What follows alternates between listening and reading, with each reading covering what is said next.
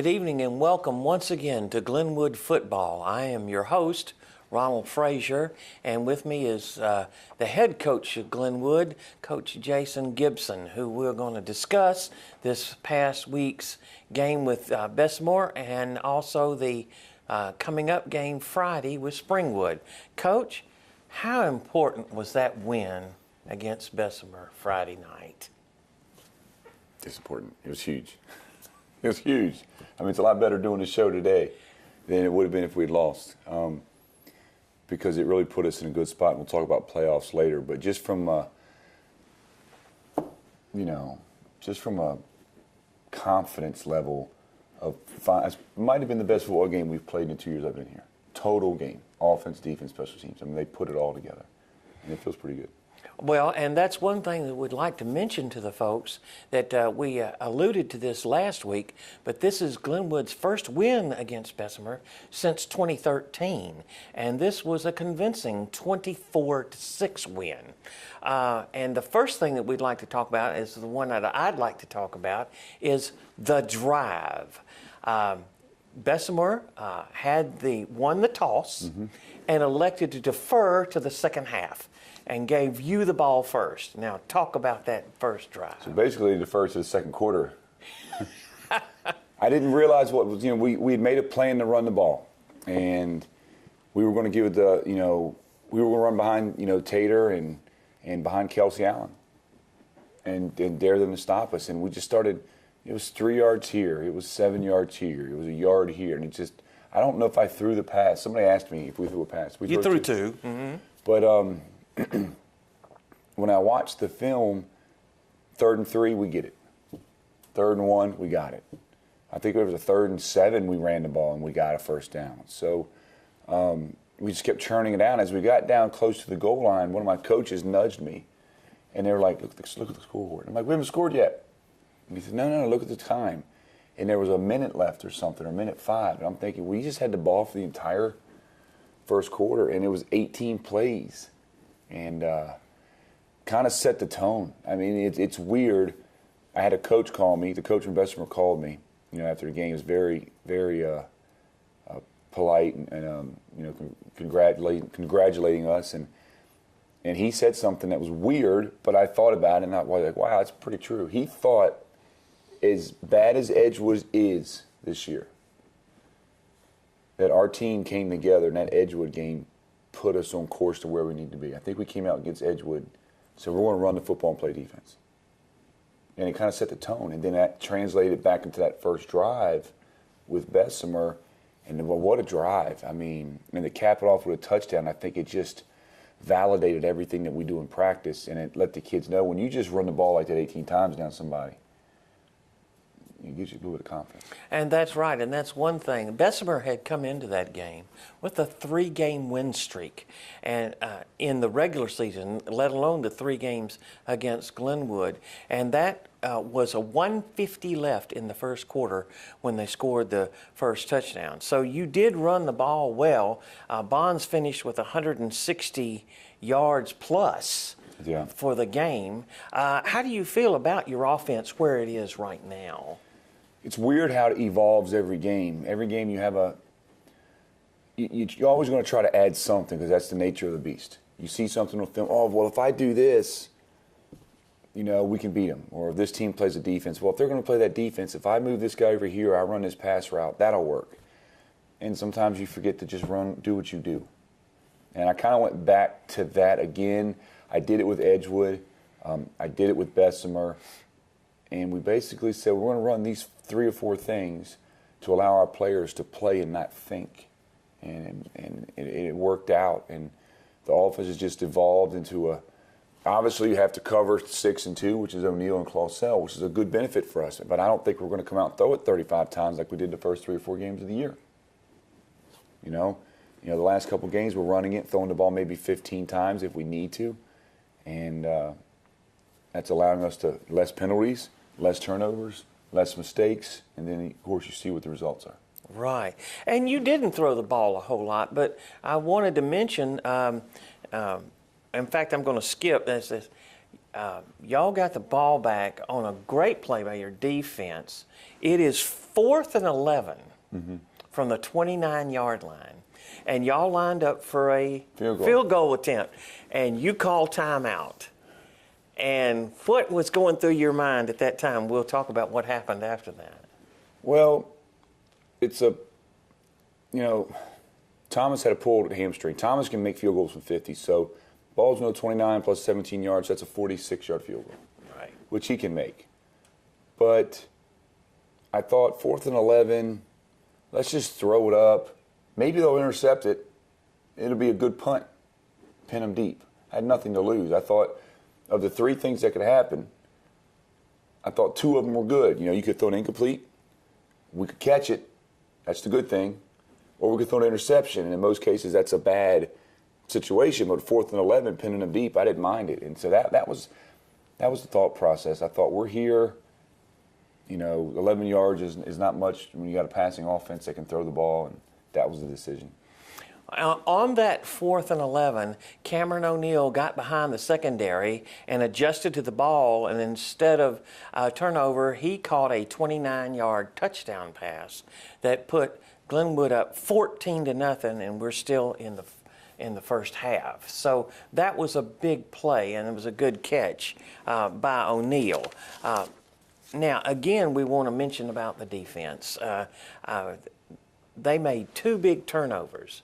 And that second touchdown was caught by a turnover, a fumble, and they also had another turnover that Camacho did kick a field goal. So they set up 10 of your 24 points. And how do you feel about your defense right now? I mean, you look at the shutout versus Edgewood, which Edgewood had scored points against Lee Scott. They had scored points against other teams. They scored points against Abbeville, who we got coming up. So, and that's a tough team in their region. But they're just, as you watch them practice, as I see them every day during the week, it's just starting to kind of click. You can see kids not having to think anymore. They're just having fun running around, doing their job. And I got to hand it to you, to Bessemer, when I watched Bessemer's film and I saw their offensive line, I thought, we don't have a chance. That's what I thought. I mean, they're so big, the running back's so good. And what I did is the mistake I made was I undersold my kids. I didn't realize how big our kids were and how good my kids are. And you look back, since the 14 points we gave up at Morgan in the first quarter, since then we've given up, 1, 2, 3, we've given up 4 touchdowns in 3.5 games total. They're just playing really well. And what we have to do on offense is get out of their way and don't put them in bad situations. That's why I went for it on 4th and 11, because I figured, hey, if I throw an interception, no high school kid's smart enough to knock it down, to take the ball back to where it is. Not in the heat of the moment. They're going to want the interception. So I figured I'll throw a pick on the 10-yard line, and they got to drive 90 yards. But the defense consistently just stop after stop after stop. And the 2 fumbles were huge. Huge. I like to mention also that was one thing that you had talked to me about is your practice. That you did what you say you practice. And was it, now you correct me now, you called it Turnover Thursday? Turnover Thursday. Talk about that. Turnover, all right, if I can explain this quickly. Okay. I don't line up and practice all the time. It's okay, let's do kickoff. And you line all the kids up and you do 3 or 4 kickoffs and you run down and, we specialize each practice. Well, Thursday is called Turnover Thursday. As soon as we're done warming up and doing all of our mental stuff, as soon as we're done stretching, I hit the whistle and we go to 2 stations. One station is with me and one station is with Coach Risden. And in my station, we practice rolling the ball on the ground, and the kids have to run full speed and practice getting underneath the ball and scooping it up and scoring. And if they bobble the ball, they have to fall on it. And it's a muscle memory trick to teach them. So anytime the ball's on the ground, because of what they practice, hey, scoop and score. If I muffle it, don't continue to try to keep picking it up, because what happens is eventually the other team falls on it. So we teach them how to do that. Now, Coach Risden's drill which Cameron O'Neal did to a T, is we line two guys up, and one guy's in front with the ball, and he's just kind of jogging. The guy comes from behind. We reach over the top. We take the other hand, and we rip the ball out, and we fall on it. And we rep that drill every Thursday. Opening play the second half. Kid's running down on a long gain, and here comes Cameron O'Neal. He reaches over, grabs the ball, and pulls it. And I sat there and watched it. The greatest gratification as a coach, because you're like, you know what, they learned something. And it was effective in the game. And so we do all those, competition Wednesday, turnover Thursday. We do all these different little 5-minute stations that replicate some kind of situation that could benefit us in a game. And you never know what's going to happen. And guess what? It happened in that game. And, we do a kickoff circuit. We do a punt return circuit. And at some point, somewhere down the road, it comes into effect. And we've practiced it. And that's one of the things that Coach alluded to, is that second fumble return was on the very first play by Bessemer in the third quarter, where number 6, and I'm not sure who, I can't remember who he is for Bessemer, but he ran off a nice 20-yard gain and came from behind. They ran the one play, and the ball's back in your hands. That was huge. Right. That was huge. And so what happens is that go back down, and it came close to scoring. Didn't get the touchdown, but Camacho kicks a field goal. Now it's 17-0. Yeah, and the ball was it was 4th and 2 maybe. And they're like, go for it. But I'm counting possessions, and I'm thinking if we can get up 3 scores. And so I took the penalty because even though it was 4th and 1 from the 1-yard line or 2-yard line, I took the penalty because in high school the hashes are so wide. And when you got to kick a field goal that close, it's a hard field goal. I was getting ready to take 2 penalties because, Camacho can kick it 40 yards, so it doesn't matter, to back him up to make the angle better on the kick. So that's why we took the penalty. He made that kick to make it 17-0, is when it finally started to sink in that, hey, we're probably going to win this game. Because I thought the defense was just playing outstanding. And certainly the entire game, they pretty much contained Bessemer entirely.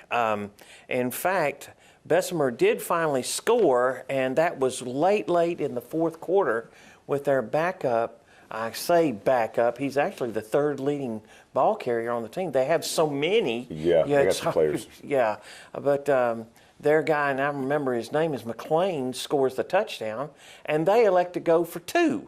And tell us what happened with your defense when they decided to go for 2. Well, that was huge because I'm thinking, okay, it's 24-0. They score. If they go for 2, even though it's a 4-possession game, 2 touchdowns and a field goal, if they go for 2 every time and make it, it's tie game.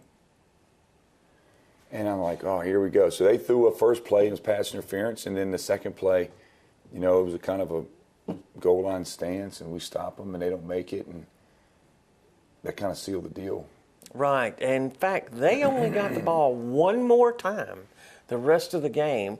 And then you turn the ball over, and let's give some kudos to John Burnett.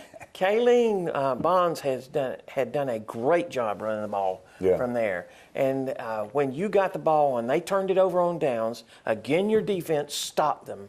You turn the ball over to Burnett, and what did he do? John's the finisher. I told John, I said, okay, go out and try to win this game for us. And he's the big bruiser, under 2 minutes, run the clock out kind of guy. I said, we get a first down, game's over. And he did. He went out there and ran a couple times. We ran a trap play on 3rd down and got us the first down and just kind of finished. He had a great game blocking. It just, he does a lot of the dirty work that people don't see. Everybody, it's great to throw touchdowns and catch touchdowns and interceptions, but when you got to get inside and do the dirty work that he does and that the offensive line does, that's where you win football games. And but he finished the game for us and did a really good job. Right. 22 yards rushing in that last 2 minutes to the point where Bryce gets to kneel down. Oh, that feels good. That's the best play in the playbook. Yeah, it's called a kneel for the win, and certainly you feel good about that. All right, so Springwood, on the same night that you're playing Bessemer, is playing Lee Scott. And looking at the film of that game, They played Lee Scott pretty close, pretty tight in the first half, but wound up losing 40-9.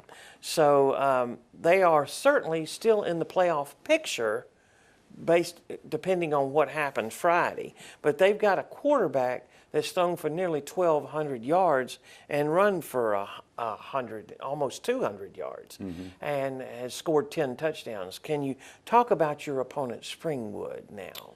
Well, they got players. I mean, they're probably as big as a team you're going to see. I mean, they're a big team. They got athletes. Kid can throw at quarterback. They got good skill players. In the films that I watched, they move the ball up and down the field. They kill themselves. I watched them against Tuscaloosa drive the field, even though the score is 57-7. I watched them drive the field 3 and 4 times. They just can't get out of their own way. And that team could be a scenario that where we were at, where you got a really good team, you just ain't put it together yet. And what's really scary, as big as a win as that Bessemer game was, if we lose Friday night, we're out of the playoffs. And they're in. And as good as we feel right now, and I told the players this on Monday, as good as we feel right now, it's as bad as you'll ever feel on Saturday morning. So Springwood, and it's at Springwood, and there's a lot on the line. See, last year when we played Springwood, they were already out of the playoffs. It wasn't even close. So they didn't even care. They just showed up. They were worried about playing Chambers, and he told me so. All of a sudden now, I know what they're saying in their meeting rooms. They're practicing their butt off, and they're saying, we could go to the playoffs this year if we beat Glenwood. And we've got to make sure that our guys don't come out and pull Troy, like Troy did against South Alabama after they had that big win against LSU. They come out like a goose egg against 1-5 South Alabama. And that's a scary task. I mean, we should win this game. But you still have to show up, and you have to, when you play teams that have belief and have hope, those are the people sometimes you just don't want to play because they don't give up. Right, and not only their quarterback, but they've got a good running back, that young sophomore. Taylor's run for almost 700 yards and 7 touchdowns. And they don't have one, they've got 2 receivers that have got lots of catches. So correct. They've got it. And also on their defense, they've got that big number 74. Huge. That goes on the side. He is eager to make plays, and they've got another 1 or 2 guys, 72 and 67, that are over 250. So they've got some defensive. Right. So they gave Lee Scott some issues there early on. All right. Right now, let's talk about the region. There is a 3-way tie for second right now. Right. Between you, Lee Scott, and Bessemer. And then right behind that is Springwood. It's just Tuscaloosa is ahead. Where are you? You mentioned that as far as the playoffs are concerned, it's got to be a win. Then we have Friday. to win. If we win, well, there's a couple scenarios. The main scenario is Thursday night Tuscaloosa plays Lee Scott for the championship. Go figure. So if Lee Scott wins, they're the number 1. Tuscaloosa's 2. We're 3. Bessemer 4. We better win Friday night against Springwood. If that happens, of course, 1, 2 would be the 3 seed. Bessemer's the 4. If Tuscaloosa wins, which is what I think is going to happen, which should happen at Tuscaloosa, then Tuscaloosa's 1, we're 2, Bessemer 3, Lee Scott 4. So Lee Scott's kind of in a weird predicament. They got a chance to play a game to where they're either going to be the number 1 seed if they win, or drop all the way to 4 if they lose, and then have to go to Monroe.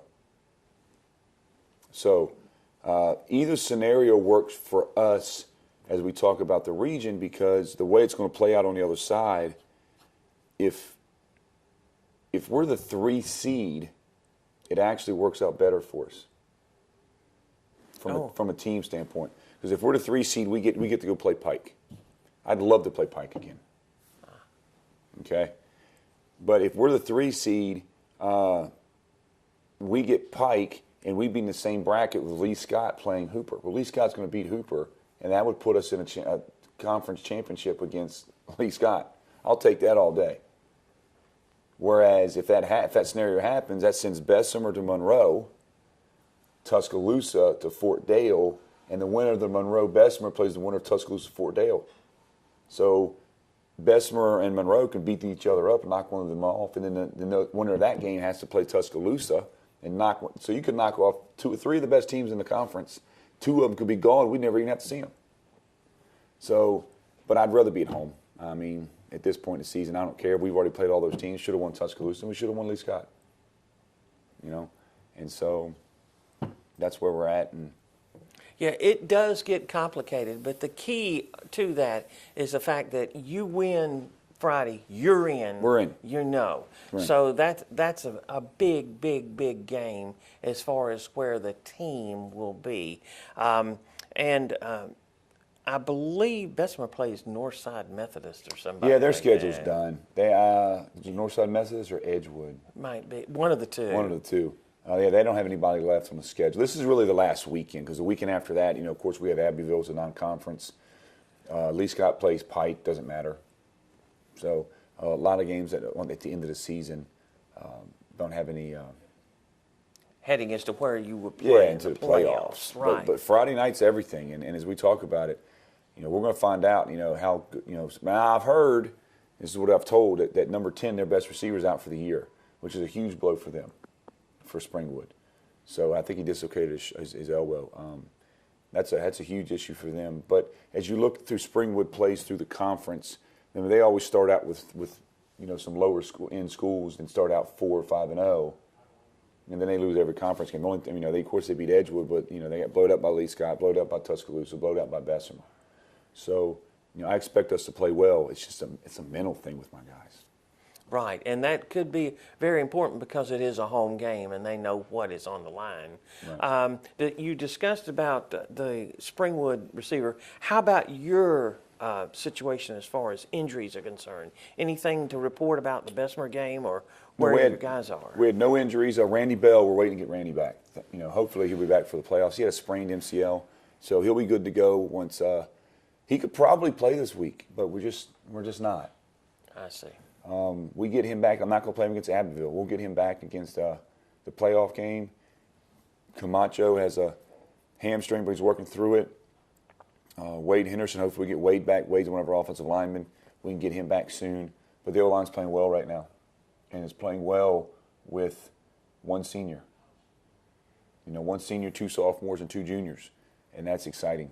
And other than that, we're pretty healthy. Yeah, and I think that one thing that you want to mention is, I think, and you, it's the decision making by your quarterback right now seems to be on track with what you want. He's getting better. We did some things this week. I started to try to make all the quarterbacks take control of the huddle, take control of the play calling. Feel more comfortable. Also, do a lot of play actions. Instead of it's not a pro style. Kids in high school can't just drop back and throw the ball. Some can, but for our standpoint, I wanted as much misdirection as we can, make the defense have to think at all points, and make minimum easy throws for him. And 10 of 14 is pretty good passing. I'll take 10 of 14 in arena football. So to get 10 of 14 in high school outdoors is a really good number, and that kind of dictated the whole game as far as the passing, the running, the special teams, and it's doing well. All right. We would also like to mention that following this broadcast of the Coaches Show, we are going to have a replay on cable Channel 7 of that game win with Bessemer, and that will be at 8 o'clock. And also, next week, we will also have the replay of the Springwood game, the most important game against the Wildcats, next Wednesday. So we've got some big games that are going to be on cable TV, and we hope that you'll be able to watch those. Right now, we'd like to say that Glenwood is in a good position. They are 5-4, and they have a chance. And you mentioned this before we went on air, with the win Friday and a potential win in a home game, Abbeville, you're actually going to wind up with the same record as last year when you made the playoffs. Yeah, technically the Monroe game, the max preps in the league, they don't recognize that win or loss.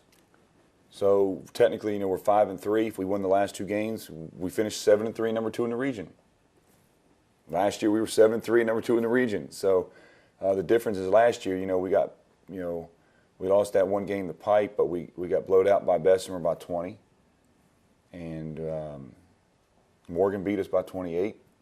You know, look at the two losses we're talking about this year. We lose by 6, we lose by 1, we lose by 1. So I think we're in a better. I think we're in a better spot. But yeah, it's weird. As bad as it was there for a while, and I was trying to tell the kids that, and they didn't understand. You know, for a while there, especially after the Pike loss, you know, people were like, "Oh, what are we doing?" And you know, how bad can it get? But at the end of the day, it's going to be the exact same record. You know, 7-3 is not a bad year. And that's absolutely an important part, that these are young kids, but they're learning.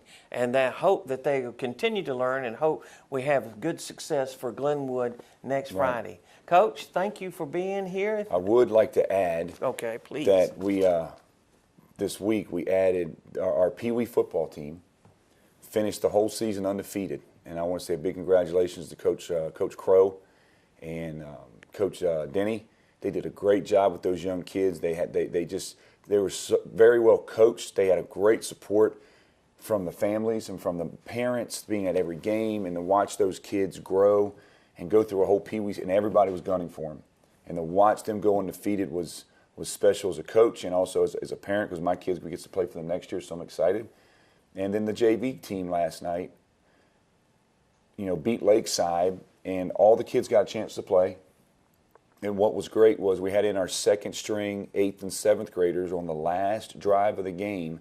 That's Lakeside. We could have put our starters back in to stop them and win the game. But we left those young kids out there to play, and they got a fumble on the 10-yard line to finish the game, and they won by 6. And so they just did a really good job, and I'm excited. You know, we get all the 9th graders on varsity now, because they're officially varsity football players, because they're no longer on JV. Their season's over. And just congratulations to both those staffs. Thank you, Coach, and we look forward to seeing you next Wednesday for the Glenwood Football Show featuring Coach Jason Gibson.